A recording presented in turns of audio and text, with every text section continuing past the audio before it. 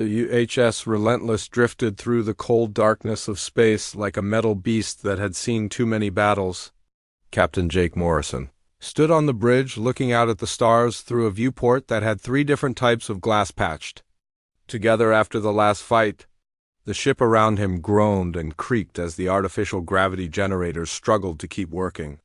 Sparks flew from a control panel near the navigation station, and nobody even looked up anymore.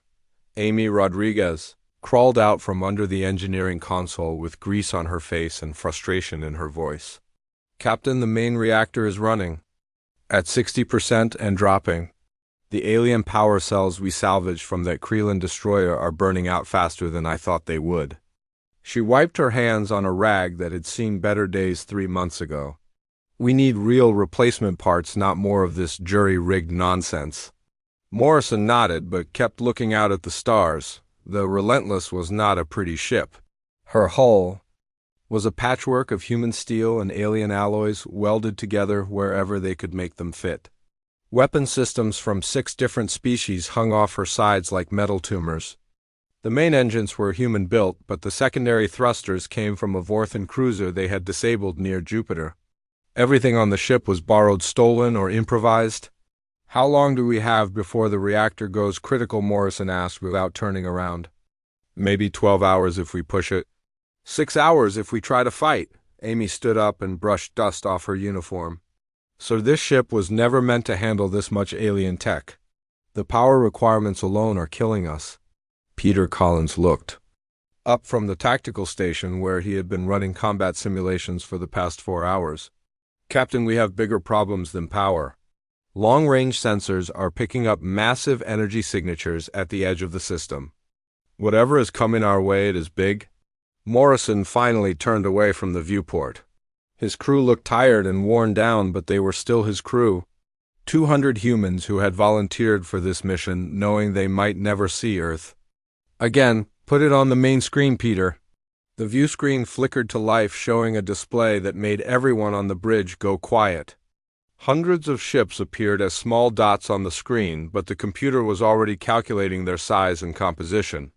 Each dot represented a warship larger than anything humanity had ever built. "Jesus Christ," whispered Danny Walsh from the communications station.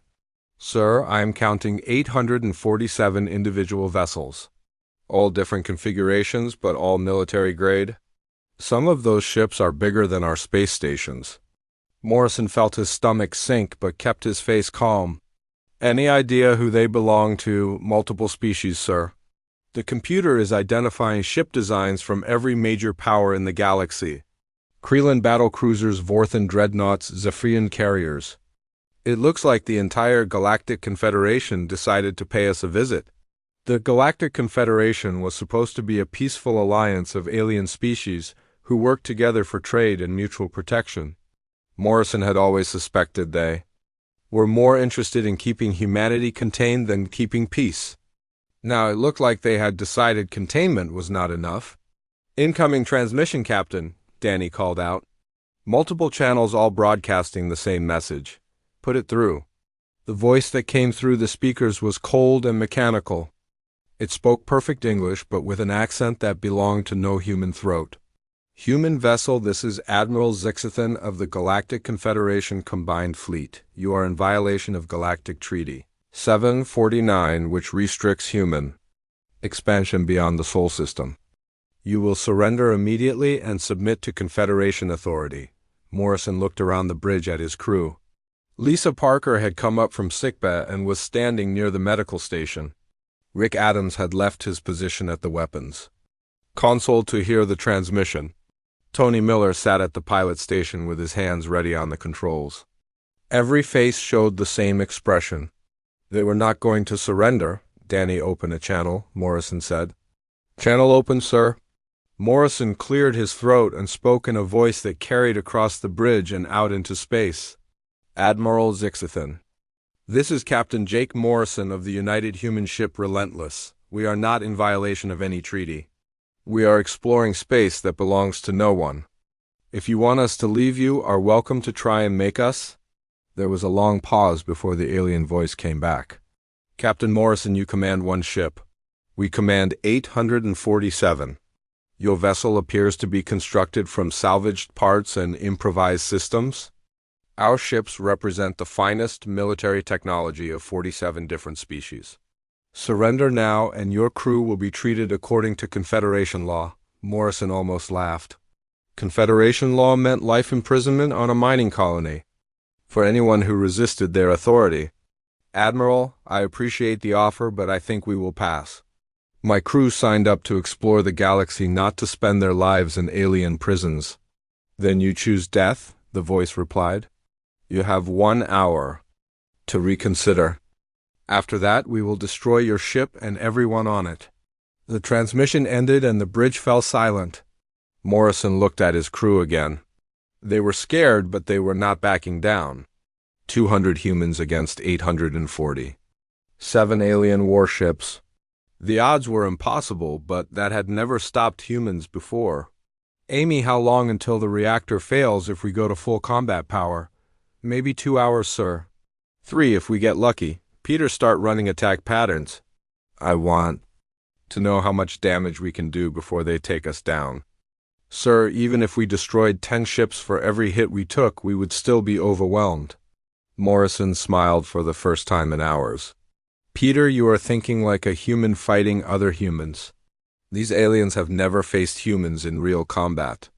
They expect us to follow their rules and fight their kind of war, but we are not going to do that. What do you mean, sir? We are going to fight like humans. We are going to be unpredictable, chaotic, and completely insane. We are going to make them regret ever threatening Earth.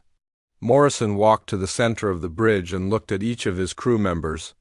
I know this looks impossible. 847 ships against 1. But remember what humans do best. We adapt, we improvise. We never give up even when everyone tells us we should. The ship shuddered as the engines fired up to full power. Lights flickered throughout the bridge as systems struggled to handle the increased energy load. Outside, the viewport space began to fill with alien ships as the Confederation fleet moved into attack formation. All hands, this is the captain, Morrison announced over the ship-wide intercom. We are about to face the largest fleet ever assembled.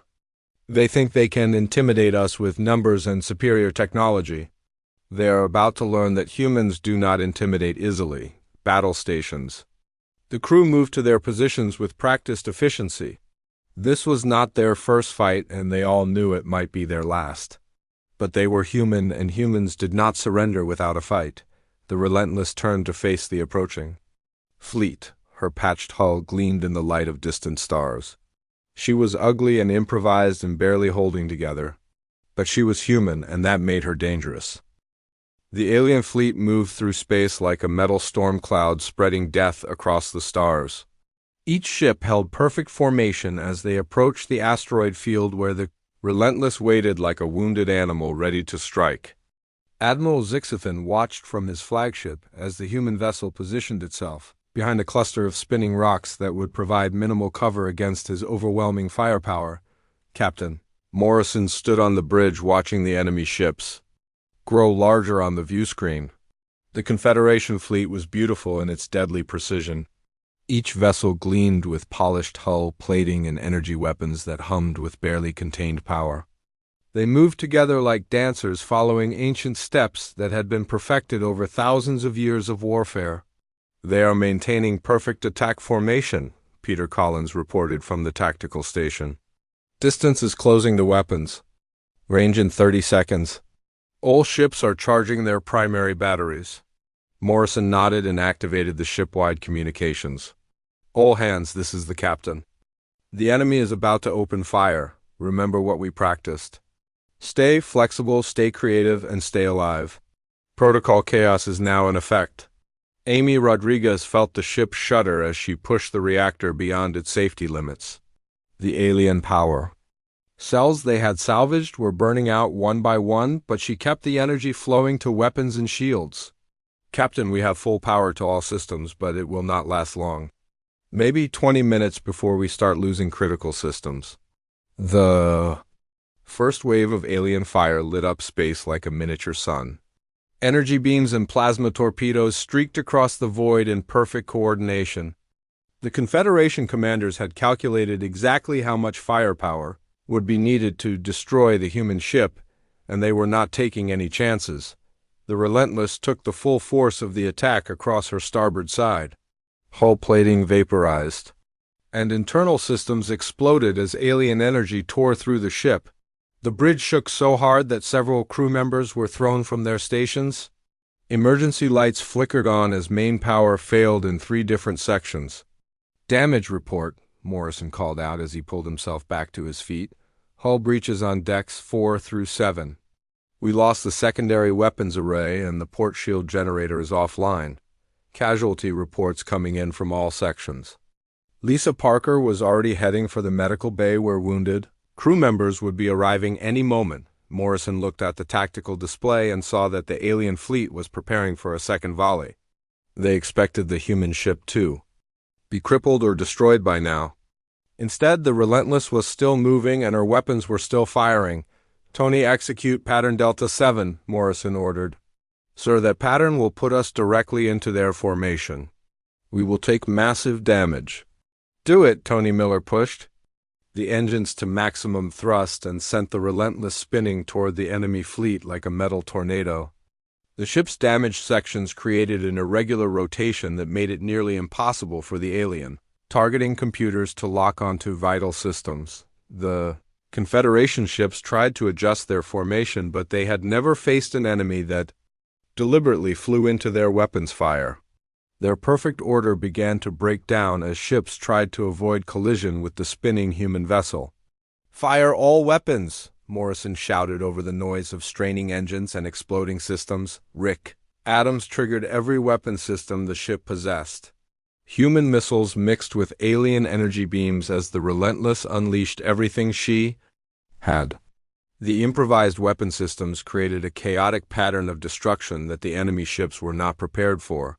3. Kreelan destroyers exploded as human torpedoes found weak points in their hull design. A Vorthan cruiser lost its main engines when an alien plasma cannon that had been welded to the Relentless punched through its armor. The perfect Confederation formation began to collapse as ships moved to avoid the human attack. "They are breaking," Formation Peter reported with surprise in his voice. "The lead elements are pulling back and the second wave is trying to regroup."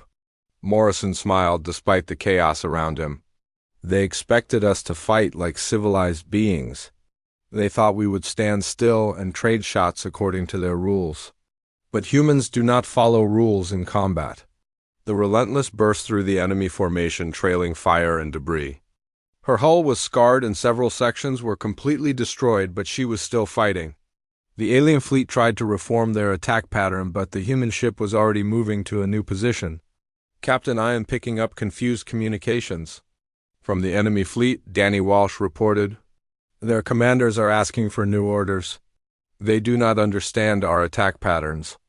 "What are they saying? Something about unpredictable behavior and system failures." "Sir, I think their targeting computers are having trouble with our ship." Morrison realized what was happening. The alien fleet relied on advanced computers to coordinate their attacks. Those computers were designed to fight other alien species who followed logical military doctrines. But humans had learned to fight by breaking every rule and doing whatever worked. "Amy, can you overload the reactor core for 30 seconds? "Sir." "That would create a massive energy surge. It might destroy our own systems, but it would also create an electromagnetic pulse that could disrupt their targeting systems." Amy thought for a moment while the ship shook from another alien attack. "Yes, sir, but we would be flying blind during the pulse? No sensors, no communications, and no targeting? Do it." Tony prepared for manual flight control. The Relentless dove toward a large asteroid as Amy began the reactor overload sequence. The pursuing alien ships fired everything they had at the human vessel, but their shots went wild as the electromagnetic pulse spread through space. Suddenly, the Confederation fleet found itself flying blind. Their sophisticated targeting systems failed, their communications went dead, and their coordinated formation fell apart. Ships that had fought together for centuries began firing on each other as they tried to Identify targets in the electronic chaos. Morrison watched the confusion spread through the enemy fleet. Now, Tony, take us through the middle of their formation. Fire everything we have. The Relentless emerged from behind the asteroid like a ghost ship. Her weapons blazed as she tore through the disorganized alien fleet. Without their targeting, computers, the enemy ships could not coordinate their defense. Sir, we are taking heavy damage, but we are also inflicting casualties, Peter reported. Enemy ships are colliding with each other. I count at least 12 vessels destroyed and more. Are damaged? The electromagnetic pulse began to fade, and the alien fleet started to regain control of their systems. But the damage was done. Their perfect formation was broken and their confidence was shaken. The human ship had done something they thought was impossible. Captain, the enemy fleet is regrouping, Danny reported. They are forming a new attack pattern, but they are keeping more distance between their ships. Morrison nodded. The aliens were learning to fear human unpredictability. They would be more careful now, but that would also make them less effective. Fear was a weapon that humans understood better than any other species. All hands, this is the Captain. We have survived the first attack and shown the enemy that humans do not die easily. But this is only the beginning. Stay sharp, stay creative, and remember that we are fighting for everyone back home. The Relentless limped through space with her hull glowing from internal fires and her systems failing one by one. But she was still alive and still fighting. The alien fleet had learned that humans were dangerous opponents, who would not follow their rules or accept their version of civilized warfare. The alien fleet hung in space like a wounded beast trying to understand what had just happened to it. Admiral Zixathan stared at the tactical display from his flagship bridge where dozens of his ships showed as damaged or destroyed. The human vessel continued to move through the asteroid field like a predator hunting for its next victim. How many ships have we lost? The admiral asked his tactical officer. 17 destroyed and 32 damaged, sir. The humans are using tactics that our combat computers cannot predict. They attack in patterns that should result in their own destruction, but somehow they survive. Admiral Zixathan had fought in dozens of battles against pirates, rebels, and hostile alien species. He had never encountered an enemy that seemed to embrace certain death as a tactical advantage. The human ship was barely functional, but it kept fighting with a ferocity that disturbed him. Captain Morrison looked around the bridge of the Relentless, where his crew worked frantically to keep their ship alive. Sparks flew from damaged control panels, and the smell of burning electronics filled the air. Half the lights were out, and the artificial gravity fluctuated every few minutes. Amy, how are we doing on power? Not good, sir. We lost 2 more alien power cells in that last attack. Main reactor is down to 40% efficiency and dropping. We maybe have an hour before we start losing life support. Lisa Parker appeared on the bridge with blood on her medical uniform. Captain, we have 18 wounded and 3 dead. The medical bay is overwhelmed and I am running out of supplies. That last hit took out half of Deck 6. Morrison felt the weight of command pressing down on him. Every decision he made put his crew in more danger, but surrender meant death or slavery for all of them. How many enemy ships are still operational? Peters, 812, sir. They are maintaining a safer distance now, but they are still surrounding us. I think they are planning something. The tactical display showed alien ships moving into a new formation. Instead of the tight attack patterns they had used before, they were spreading out to eliminate the humans' ability to use their own chaos. Against them, the Confederation fleet was learning. Sir, I am detecting massive energy buildups from multiple enemy vessels, Danny Walsh reported from communications. They are charging some kind of coordinated weapon system. Morrison realized what was happening. The aliens had decided to end the battle quickly before the humans could cause any more damage. They were going to use their most powerful weapons in a combined attack that would vaporize everything in this section of space. All hands brace for impact, Morrison announced over the ship-wide intercom. Multiple enemy vessels are preparing to fire. This is going to be rough. The space around the Relentless suddenly filled with energy beams, plasma bolts, and exotic weapons that humanity had never seen before. The combined firepower of hundreds of alien warships focused on the human vessel like the fist of an angry god. The Relentless shook so hard that several crew members were thrown against the walls. Hull plating melted and entire sections of the ship simply ceased to exist. The main view screen exploded in a shower of sparks and the bridge filled with smoke. When the attack ended, the human ship was still moving, but barely. Her hull was a blackened ruin held together by emergency force fields and pure determination. Most of her weapon systems were destroyed, and her engines were running on backup power. "Damage report," Morrison called out through the smoke. "Sir, we lost 40% of our hull mass. Most weapon systems are offline. We have hull breaches on every deck, and the reactor is operating at minimum power." Amy Rodriguez crawled out from under a collapsed beam with a deep cut on her forehead. Morrison looked at what was left of his crew. They were beaten and bloody, but they were still at their stations.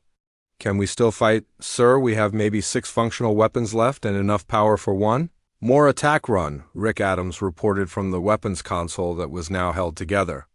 With metal tape and hope, the alien fleet was already moving closer for the final attack.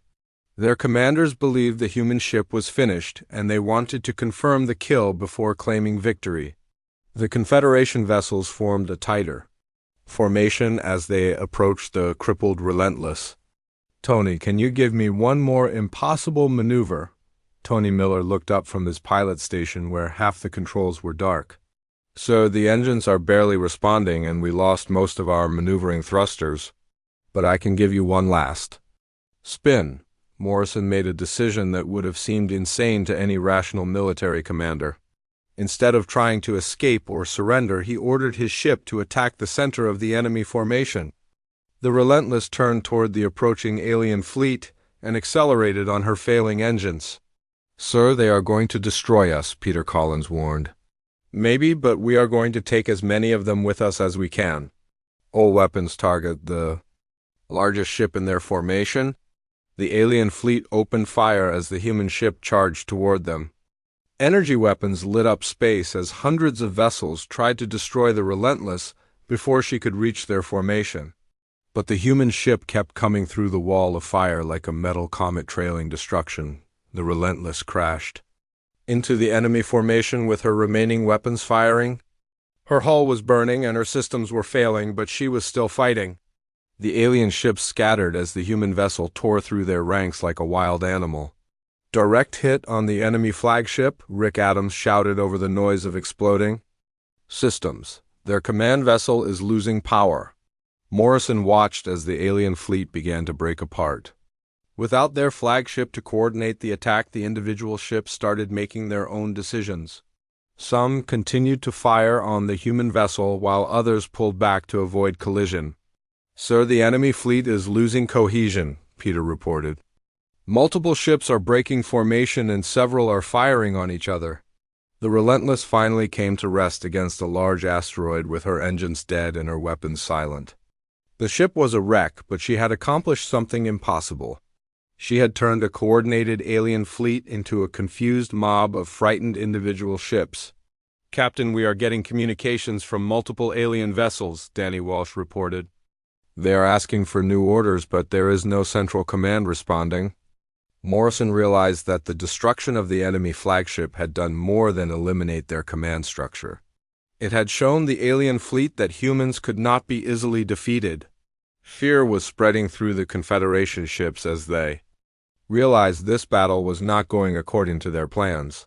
"All hands, this is the captain. We have dealt a serious blow to the enemy fleet, but we are not finished yet.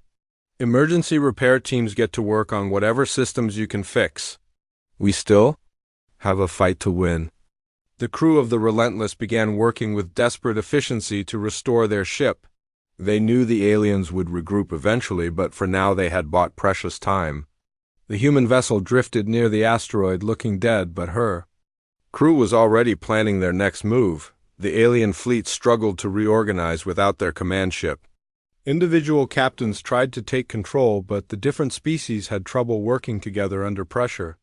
What had been a perfect military formation was becoming a collection of confused and frightened ships. Morrison looked out through the cracked viewport at the enemy fleet.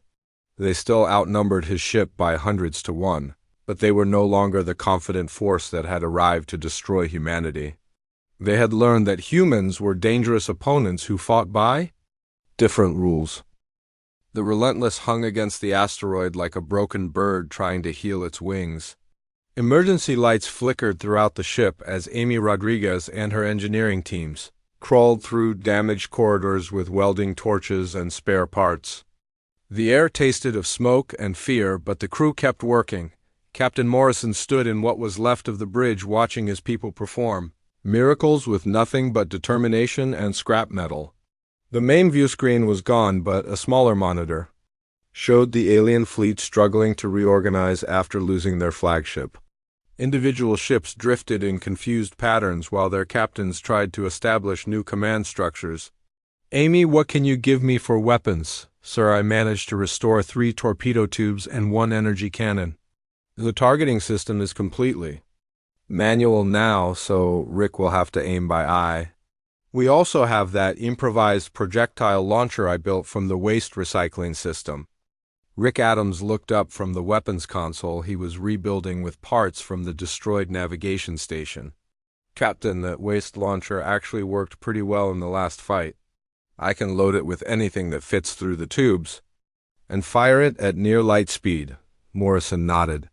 His crew had turned their own garbage into a weapon system.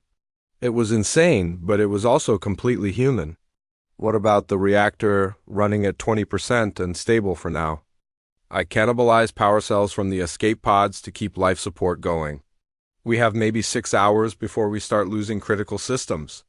Lisa Parker appeared on the bridge with her medical bag and a grim expression.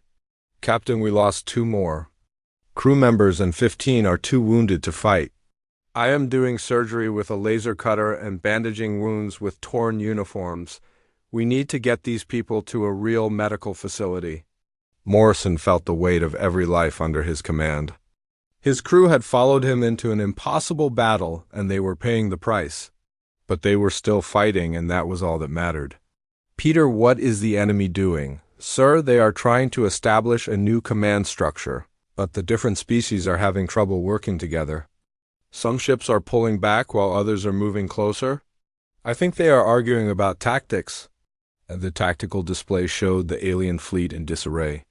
Kreelan battle cruisers were maintaining aggressive positions while Vorthan destroyers pulled back to safer distances. Zephyrian carriers were trying to coordinate with their fighters, but their communications were still disrupted from the earlier electromagnetic pulse. "Danny, are you picking up any of their communications?" "Yes, sir. And it is getting interesting. The different species are blaming each other for the failure to destroy us. Some are calling for immediate withdrawal while others want to continue the attack." Morrison realized that the alien fleet was falling apart not just tactically but politically. The Galactic Confederation was a loose alliance held together by mutual benefit and fear. When faced with real losses and an enemy that refused to follow their rules, the alliance was cracking. "Captain, I have an idea," Danny Walsh said from the communications station. "What if we broadcast our own message to the enemy fleet? Not to their commanders, but to their individual crews." "What kind of message?" "Personal stories, sir. Let them hear about our families, our homes, our reasons for fighting. Make them understand that we are not just soldiers, but people defending everything we love." Morrison thought about it. The alien fleet was used to fighting other military forces with clear political objectives. They had never faced humans who fought not for conquest or territory, but for the right to exist. "Do it, Danny. All hands prepare to broadcast on all frequencies." The crew of the Relentless began telling their stories. Amy Rodriguez talked about her daughter who was studying engineering on Mars. Tony Miller described his parents who ran a small farm on Europa. Lisa Parker spoke about the medical advances that could save millions of lives if humanity was allowed to continue exploring the galaxy. Each story was personal and human. The alien crews heard about dreams and hopes and fears that were universal across all species. They learned that the humans they were trying to destroy were not monsters but people who wanted the same things they did. The effect on the alien fleet was immediate and dramatic.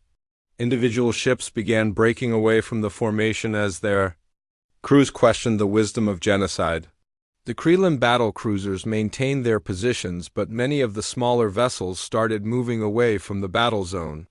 "Sir, multiple enemy ships are powering down their weapons," Peter reported. With amazement, "Some are actually turning away from us." Morrison watched as the alien fleet continued to disintegrate. Fear had started the process, but understanding was finishing it. The enemy crews were realizing that destroying humanity would accomplish nothing except the elimination of potential allies and friends. "Captain, incoming transmission from one of the enemy vessels," Danny announced. "It is from a Vorthan destroyer, Captain." "Put it through." The voice that came through the speakers was tired and confused. "Human Captain, this is Commander Thices of the Vorthan ship Moonblade. My crew has been listening to your broadcasts. We joined this fleet because we were told humans were a threat to galactic civilization. But you sound like people we could work with, not enemies we must destroy." Morrison felt a spark of hope. "Commander Thices, we have no quarrel with the Vorthan people or any other species. We only want the right to explore the galaxy and find our place among the stars."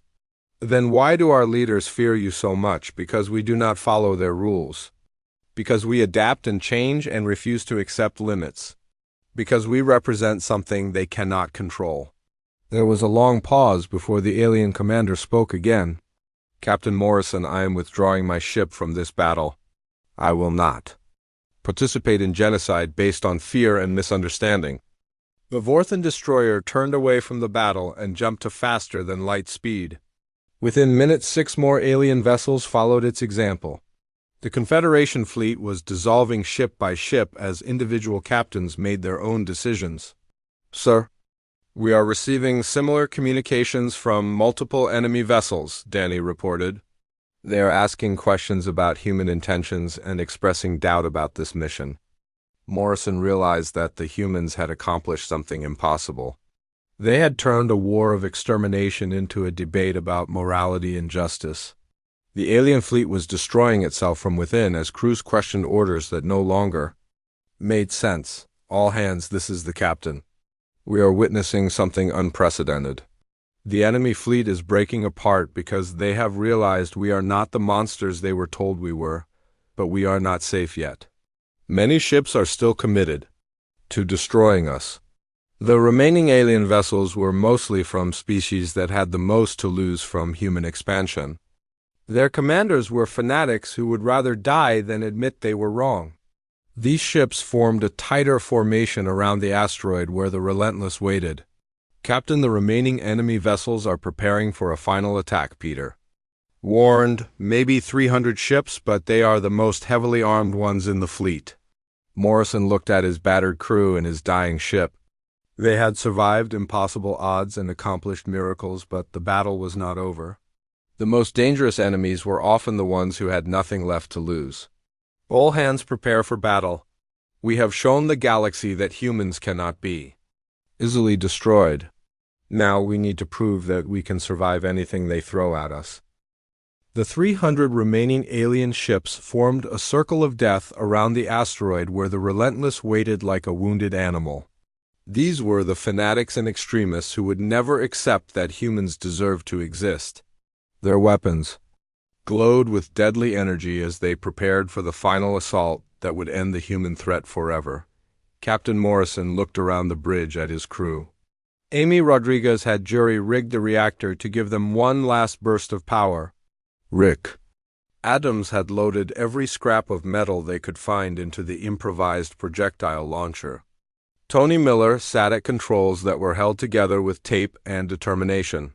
They were ready to die, but they would not surrender. "Sir, the remaining enemy ships are all from the most militant species," Peter Collins reported. "Krelin battle cruisers, Nexari dreadnoughts, and Void Hunter destroyers. These are the ones who see humans as a plague that must be wiped out." Morrison nodded. He had expected this. When a reasonable argument failed, there were always those who preferred violence to understanding. "Danny, are they saying anything? Just threats, sir?" "They are broadcasting demands that we surrender for immediate execution.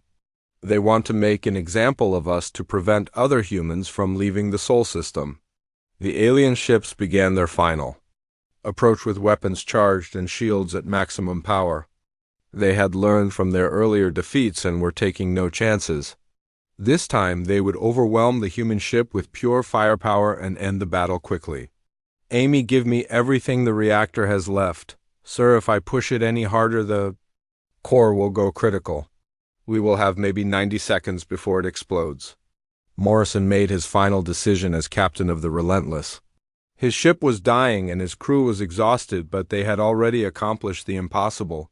They had shown the galaxy that humans would not be intimidated or destroyed without a fight. "All hands, this is the captain. We are about to attempt something that will either save us or kill us all. I'm going to overload the reactor and use the explosion as a weapon. Anyone who wants to leave should get to the escape pods now." Nobody moved. The crew of the Relentless had come too far to abandon their ship and their captain. They were human, and humans did not run from a fight even when the odds were impossible. "Sir, we are all with you," Amy Rodriguez said as she began the final reactor overload sequence. "If we are going to die, we will die fighting." The alien fleet opened fire with everything they had. Energy beams and plasma torpedoes filled space, as 300 warships tried to vaporize the human vessel before it could threaten them. The Relentless shook under the massive assault as her remaining shields failed and her hull began to melt. "Reactor core critical in 60 seconds, Amy announced as sparks flew from every console on the bridge. "All systems are redlining and the containment field is failing." Morrison gripped his command chair as the ship bucked and rolled under enemy fire. "Tony, get us as close to their formation as possible. We are going to take as many of them with us as we can." The Relentless accelerated toward the enemy fleet on dying engines with her reactor building toward a catastrophic explosion. The alien ships tried to destroy her before she could reach them, but the human vessel kept coming through the wall of fire. 30 seconds to core breach, Amy called out. "Sir, the explosion will be visible from Earth." Morrison thought about home and the billions of humans who would never know what happened in this distant corner of space. They would only know that the Relentless had vanished while exploring the galaxy. But maybe someday they would learn that 200 humans had faced impossible odds and refused to give up. "All weapons fire," Morrison ordered as his ship plunged into the enemy formation. "Show them what humans are made of." Rick Adams triggered every weapon system they had left. Torpedoes and energy beams struck alien ships at point-blank range, while the improvised projectile launcher hurled pieces of the Relentless herself at enemy hulls. The dying human ship fought with the fury of her entire species. 10 seconds to core breach, Amy announced. "It has been an honor serving with you, Captain." Morrison looked at his crew one last time. They were the bravest people he had ever known, and he was proud to die beside them. "The honor was mine. All hands brace for impact." The reactor core of the Relentless exploded with the force of a small star. The explosion vaporized everything within 1,000 kilometers and sent a shockwave racing through the alien formation. Dozens of enemy ships were destroyed instantly, while others were crippled by the electromagnetic pulse. When the light faded, the human ship was gone, but her sacrifice had broken the back of the alien fleet. The surviving enemy vessels found themselves scattered and damaged, with their weapons offline and their formation destroyed. The electromagnetic pulse had disrupted their systems, just as it had earlier in the battle, but something else had happened in those final moments. The explosion had created a subspace resonance that carried the story of the Relentless across the galaxy. Every ship, every planet, every space station received the same message. The tale of 200 humans who had faced 847 alien warships and refused to surrender. The effect was immediate and overwhelming. Human colonies throughout the Sol system heard about the sacrifice of the Relentless and knew that they were not alone. Other species learned that humans would fight to the death rather than accept subjugation. The galaxy itself seemed to pause and consider what it had witnessed. The surviving alien ships limped away from the battle zone with their mission a complete failure. They had come to destroy one human vessel and instead had lost more than half their fleet while making humanity a legend throughout the galaxy. Back on Earth, the news of the Relentless reached the highest levels of government within hours. The ship that had been written off as a suicide mission had become the most important vessel in human history. Captain Morrison and his crew were declared heroes, and their story was told in every school and broadcast on every network, but the real victory was not in the destruction of alien ships or the survival of the human crew. The real victory was in the message the battle had sent to every corner of the galaxy. Humanity would not be contained or controlled or destroyed. They would explore the stars and find their place among the civilizations of the galaxy, whether others liked it or not. The wreckage of the Relentless drifted through space as a monument to human courage and determination. She had been ugly and improvised and barely functional, but she had changed the course of galactic history. The hideous human battleship had become something far more important than any weapon. She had become hope. Years later, when historians wrote about the battle, they would struggle to explain how one damaged ship had defeated a fleet of 847 vessels. The answer was simple but difficult for other species to understand. The crew of the Relentless had fought not just for their own lives, but for the future of their entire species. They had carried the hopes and dreams of all humanity into battle, and that had made them unstoppable. The galaxy had learned that humans were dangerous not because of their weapons or their technology, but because of their refusal to accept defeat. They were a species that would fight impossible odds and find ways to win through sheer determination and creativity. The Galactic Confederation would never again try to contain humanity by force. They had learned that humans were better as allies than enemies, and that the galaxy was big enough for everyone who was willing to explore it in peace.